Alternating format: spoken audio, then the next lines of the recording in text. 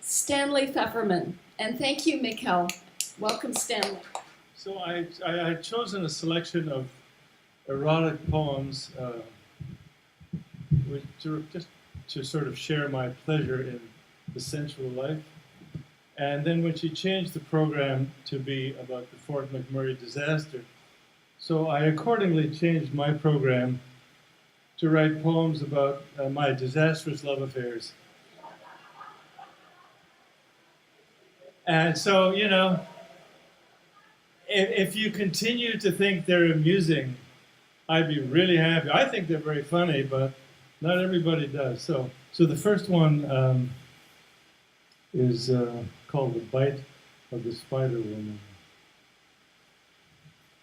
Darkness, shadow of a wing, shingle of hair hides your face leaning into the lamplight.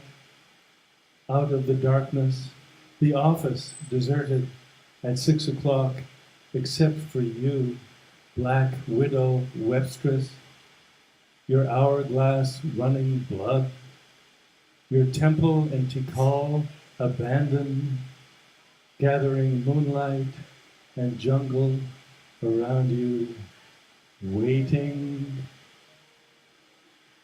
The title of this next one is called All the Things You Could Have Been If Your Mother Had Been Married to Sigmund Freud.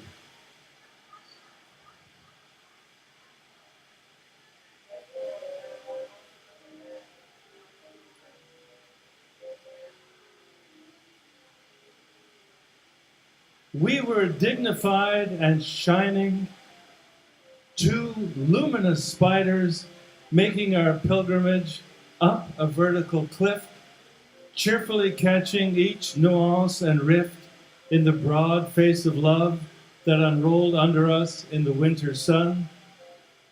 Spring is coming, but you are gone. The odor of lovers is in the wind, and I am hungry for their knowledge. I wonder what you are doing. I'm spinning a map of our travels. I'm starting a tour for the flies. There are a lot of older women, I'm happy to say, in the audience now. What? You're wrong. What?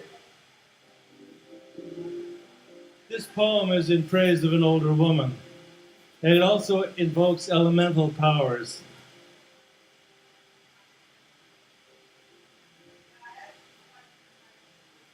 Age has softened her as ivory. Warm and still in passion, she lies like a desert blooming. Her little cries are the keening of fire and water spirits, pent in the earth and yearning to mingle with the sky. Oh, it stopped in time. Good. So this poem now is about a woman warrior I was related to, and she almost killed me.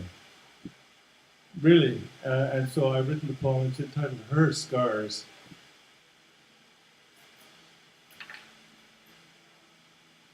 This woman wears wounds, signature of scalpel on breast, neck, and along the leg. This woman was captured, racked, broken-backed over necessity's edge. Still she comes, soft as cat, terrible her attack. Her scars are smiles of tigress.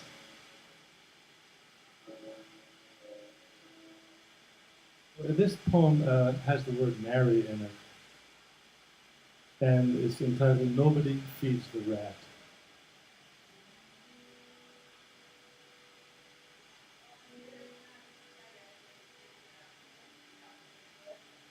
Death hung on your neck like a blessing thread, flew through folds of skin like a sparrow, burned in your overworked flesh like a midnight candle, sat in gentle smiles, like a pet white rat, grew in the cage of your eyes, like a plan to marry.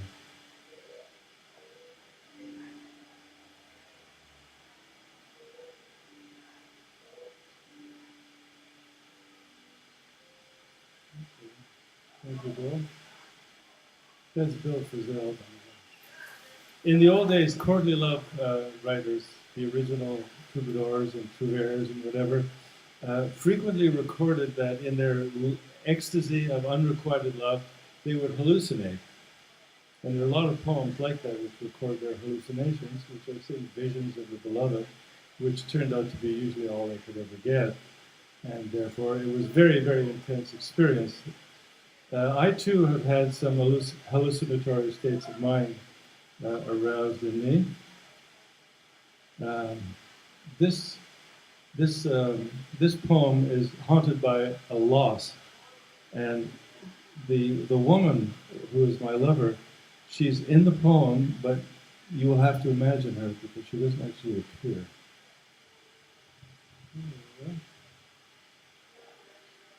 The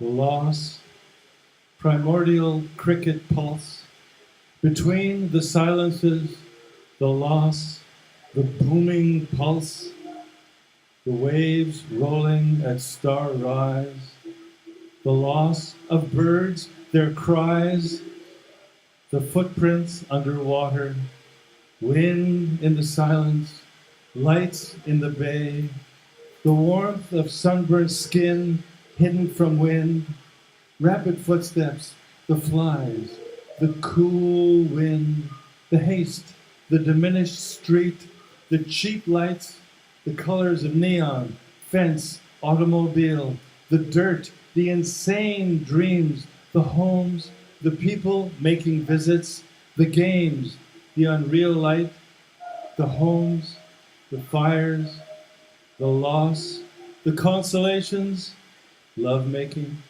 sleep, a snack, cigarettes, a sigh, the uneasy trip to the toilet, the comfort of possessions, the loss, the sleep, the pretenses, the hope.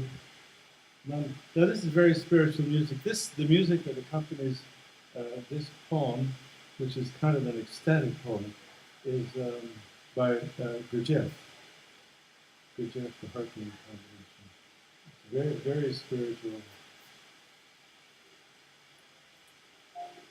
It's Sufi music, huh? Gurdjieff, Sufi music. Here we go. I cannot say your name right now. The letters I form grow more legible, smaller, with exertion of not bleeding out your name.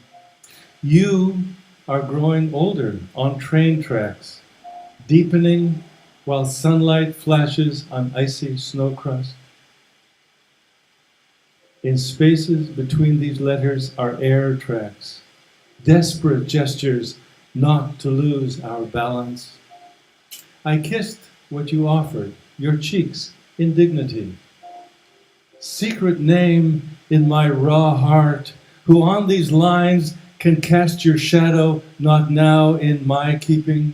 We are haunted by the same skywriting, the same smile riding the wind, flashing out of the shadow of rock in whipped snow, the secret overripe pouring kiss wave name. So this is my closing poem. It's called Going Home, a fragment.